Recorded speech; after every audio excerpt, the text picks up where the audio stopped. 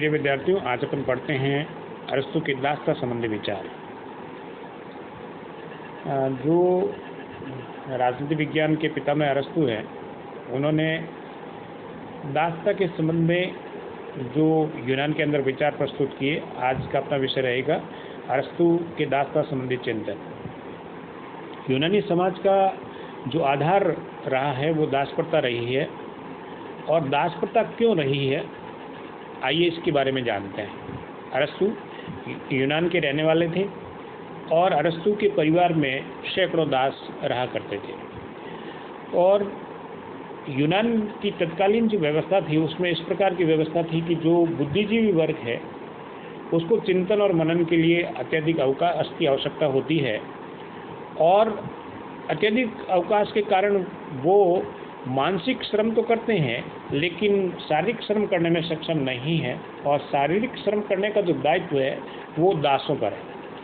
अब प्रश्न ये है कि शारीरिक श्रम की आवश्यकता क्यों होती है, क्योंकि चाहे बुद्धिजीवी हो और चाहे जो बौद्धिक संपन्न वर्ग हो और चाहे शारीरिक वर्ग हो, दोनों के जीवन की जो आवश्यकताएं होती है उसकी जो पूर्ति है, जिसको अपन कह सकते हैं कि रोटी, कपड़ा और मकान, वो दासों के माध्यम से ही संभव था।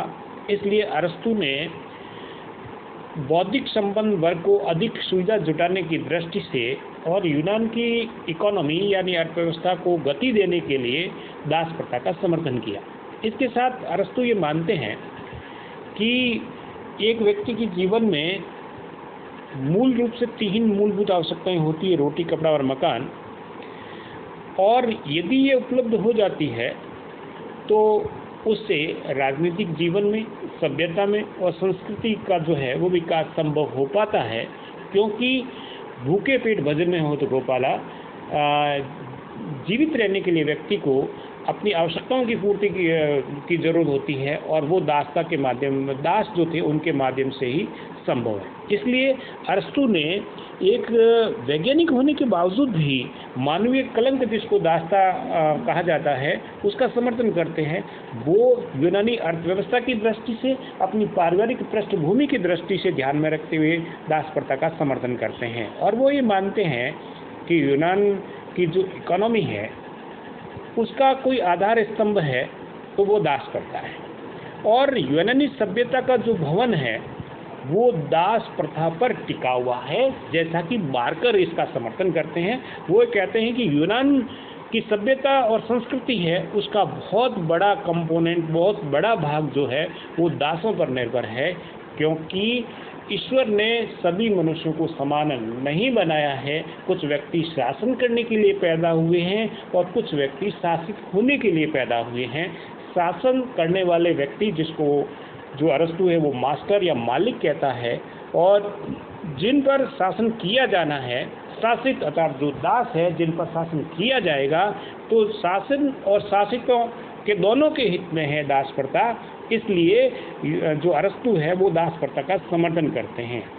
अरस्तु ये भी कहते हैं कि उत्तम संगीत तभी पैदा हो सकता है जब वाद्य यंत्र अच्छे हों, और उसके साथ अरस्तु कहता है कि एक शिशु जो है वो अपने माता पिता के हाथों में ही एक कुशल वैश्य बन सकता है। इसलिए जो है दास जो है वो अपने मालिक के अधीन रहकर ही जो है वो अपने व्यक्तित्व को प्राप्त कर सकते हैं। इसलिए दासता अनिवार्य है। इसके साथ अरस्तु ने दासता को परिभाषित करते हुए कहा है कि दासता स्वाभाविक और एक आवश्यक गुण है।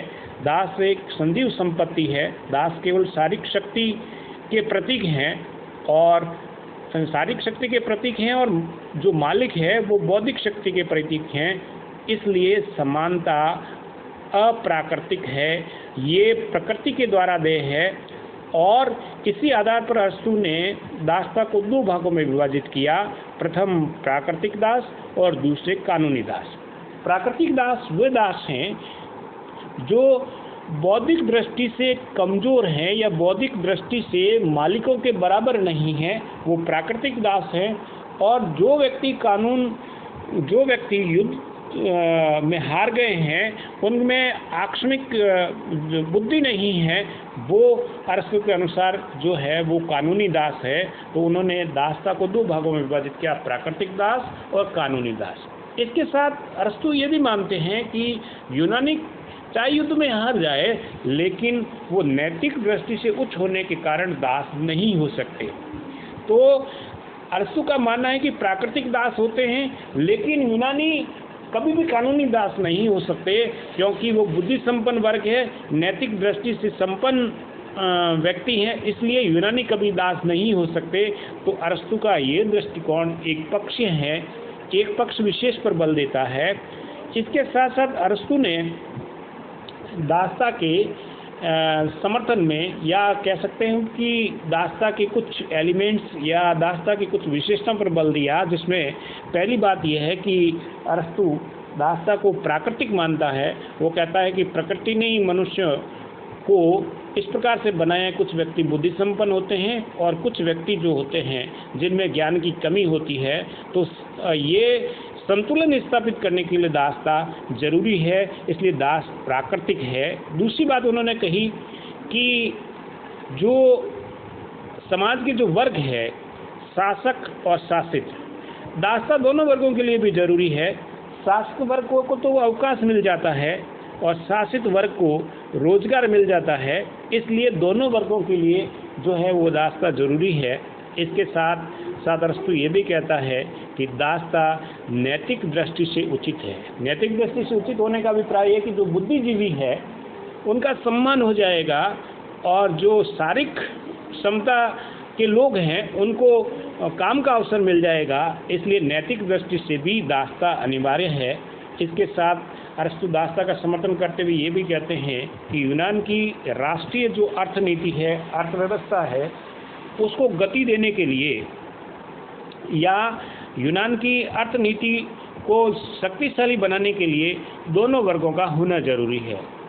जो दास हैं वो एक प्रकार की संजीव संपत्ति है परिवार की, और वो राष्ट्र की भी बड़ी संपत्ति है, क्योंकि उनके माध्यम से ही प्रोडक्टिविटी या उत्पादकता बढ़ेगी।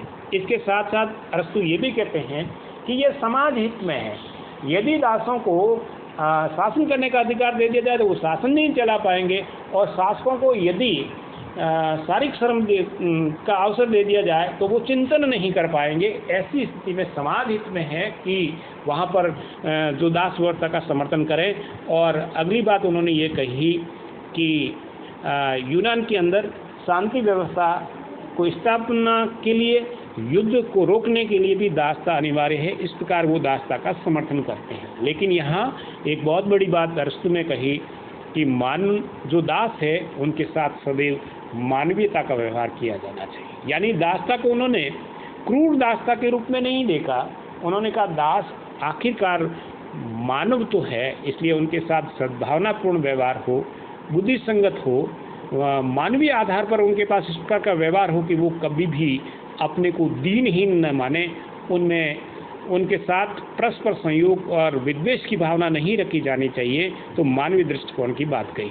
लेकिन इन तमाम बातों के बावजूद भी हम ये इस आधार पर कह सकते हैं कि अरस्तु जैसा वैज्ञानिक, राजनीति विज्ञान का पितामह होने के बावजूद भी दासता जैसी कलंक का समर्थन करना वास्तव में उनके चिंतन पर एक प्रकार का प्रश्न चिन्ह तो है ही। आइए देखते हैं कि किन आधारों पर अरस्तु के दासता संबंधी विचार की आलोचना की जा सकती है या उसके जो खंडन किया जा सकता है। तो अरस्तु ने जो दास प्रथा की जो बात कही है ये अप्राकृतिक है, क्योंकि मनुष्य है, उसमें मालिक और सर्वेंट का भेद जो है हमने किया है, प्रकृति ने नहीं किया है। तो पहली बात तो ये कि दास प्रथा अप्राकृतिक है। दूसरा बात कि मानव समूह का इस प्रकार का विभाजन संभव भी नहीं है। किस व्यक्ति में किस मात्रा तक बुद्धिजीविता है, किस व्यक्ति में कितनी शारीरिक क्षमता है, इसका कोई भी बैरोमीटर्स नहीं है, मापन नहीं है, विभाजन नहीं है। फिर विभाजन का कोई सर्वमान्य सिद्धांत भी नहीं है कि ये मास्टर इस आधार पर है या मालिक इस आधार पर है। और सबसे बड़ी आलोचना यह भी है कि ये अरस्तु की अनुदारवादी धारणा है, क्योंकि वो यूनान के दृष्टिकोण को और दूसरे अपनी पारंपरिक दृष्टिकोण को वैज्ञानिक रूप से वैज्ञानिक चिंतक होने के बावजूद भी पूर्वाग्रहों से प्रभावित है। और इसके साथ ये जो उसका चिंतन है वो विरोधाभासपूर्ण चिंतन भी है। इससे ऐसा लगता है कि अरस्तु में जातीय अहंकार की भावना, जातीय अहम का जो प्रतीक है बहुत अधिक देखा जा सकता है, और किसी भी व्यक्ति को अवकाश का बहाना बनाकर उसके साथ अन्याय किया जाए, उसके साथ उचित व्यवहार नहीं किया जाए, ये ठीक नहीं है। तो अपन कह सकते हैं कि अरस्तु की जो दास्ता संबंधी चिंतन है वो अतार्किक है, अवैज्ञानिक है, अमनोवैज्ञानिक है। इसलिए एडस्टीन, मैक्सी और मैकिलवेन जैसे चिंतक ये मानते हैं कि निश्चित रूप से अरस्तु ने दास्ता की जो बात की है वो तत्कालीन यूनान की अर्थनीति को देखते हुए, अपनी पारिवारिक पृष्ठभूमि को देखते हुए, परिस्थितियों को देखते हुए की है। लेकिन आज के परिप्रेक्ष्य में ये दास्ता का चिंतन किसी भी रूप में उचित नहीं कहा जा सकता, और इतिहास साक्षी है कि दास्ता अब इतिहास की विषय वस्तु हो चुकी है, अब समाप्त हो चुकी है।